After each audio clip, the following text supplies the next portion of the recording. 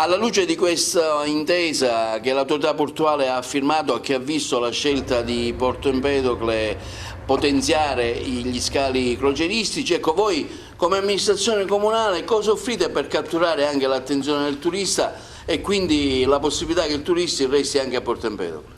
Evidentemente non è solo l'amministrazione che deve fare qualcosa, è fisiologico che un turista che fa una crociera faccia anche delle escursioni, ma naturalmente dobbiamo puntare a trattenere i turisti qui.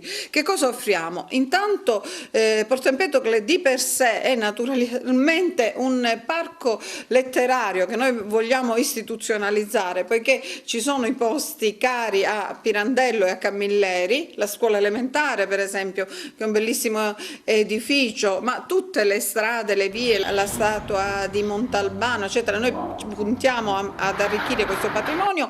C'è la torre di Carlo V, che di per sé è citata nella strage dimenticata di Camilleri, è destinata e stiamo puntando a farla diventare un museo. E poi non dimentichiamo le ricchezze enogastronomiche del nostro territorio, le prelibatezze a base di pesce, le nostre tradizioni culinarie, anche lì enfatizzate nei romanzi, ma tutti i nostri, diciamo, esercizi offrono squisiti piatti, prelibatezze, i dolci meravigliosi, i cannoli, eccetera, eccetera. Quindi pensiamo che la città di per sé possa offrire davvero la possibilità al crocerista di passare una bella giornata.